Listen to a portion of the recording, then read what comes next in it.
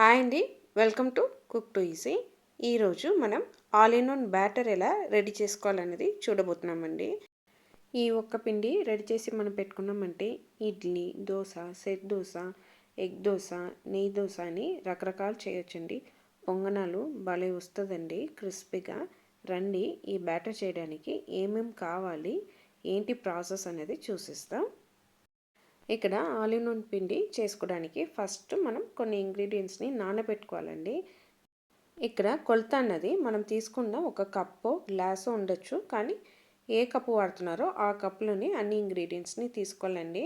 4 cups idli బియ్యం తీసుకుంటున్నా, 1 cup మినపప్పు అండి, 1 కప్పు అటుకులు, అలానే మెంతులు వచ్చి 1 టీ స్పూన్ తీసుకోండి.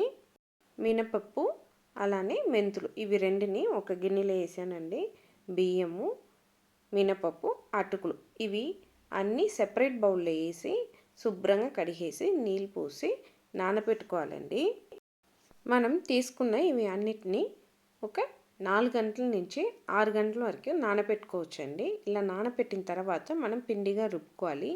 ఎప్పుడైనా సరే మినపప్పు మనం యూజ్ చేస్తున్నామంటే అక్కడ ఐస్ వాటర్ మనం యూజ్ చేసి పిండి రుబ్బామంటే మనకు పిండి అనేది సాఫ్ట్గా దొరుకుతుంది. నేను ఇక్కడ పిండిని గ్రైండర్లో రుబ్బుతున్నానండి. గ్రైండర్లో ఫస్ట్ మనం తీసుకున్న అటుకులన్నీ వేసేయండి. దాంతోపాటే మనం నానబెట్టుకున్న మినపప్పు, మెంతులు ఇవి వేసి మనం మెత్తగా రుబ్బుకొని తీసుకోవాలండి. నేను ఇక్కడ ఐస్ వాటర్ రెడీగా పెట్టుకోలేదు కాబట్టి ఐస్ క్యూబ్స్ని డైరెక్ట్గా మినపప్పుతో వేసి పిండి రుబ్బుకుంటున్నా. ఐస్ క్యూబ్స్ వేసి రుబ్బిన తర్వాత చూడండి, కావాలంటే వాటర్ మనం వేసుకోవచ్చు, లేదంటే చాలా వాటరీగా అయిపోతుందండి. ఇలా మెత్తగా రుబ్బి మనం పిండి రెడీ చేసుకోవాలి. ఈ సేమ్ ప్రాసెస్లో మనం బియ్యంని కూడా గ్రైండర్లో వేసి పిండిగా రుబ్బి తీసుకోవాలండి. ఇప్పుడు మనకు 2 పిండిలు రెడీగా ఉంది.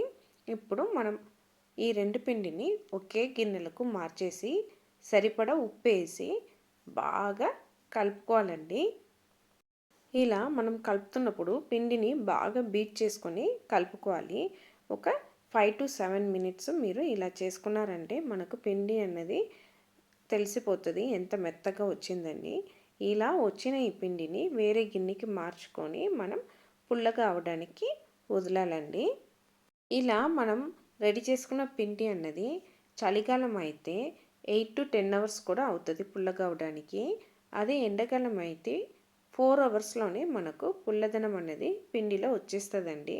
మీరు ఏ సీజన్లో ఈ పిండిని చేస్తున్నారు అనేది చూసి టైం చూసుకొని వదిలేయండి.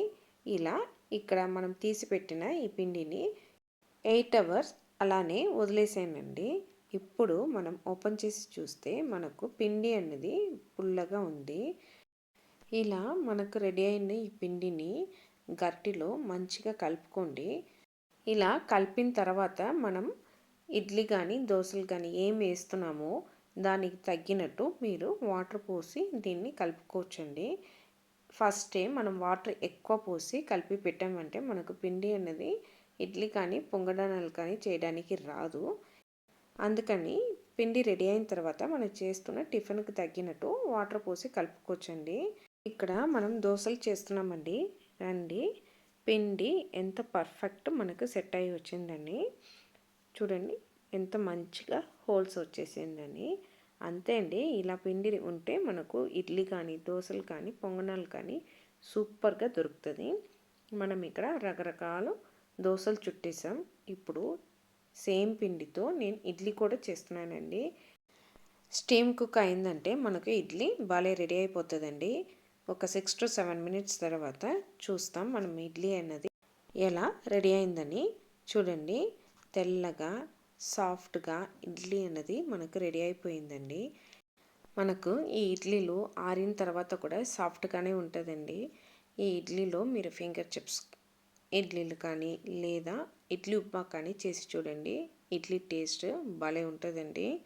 అంతే, మనం ఒక్క పిండితో ఇడ్లీలు రకరకాల దోశలు కూడా చేసుకున్నాం.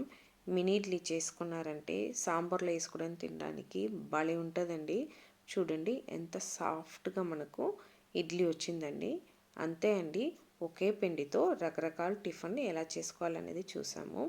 మీరు కూడా సేమ్ కొలతలతో ఇంట్లో ఒక్కసారి ఈ ఆల్ ఇన్ వన్ బ్యాటర్ని రెడీ చేసి చూడండి, యూస్ చేసి చూడండి.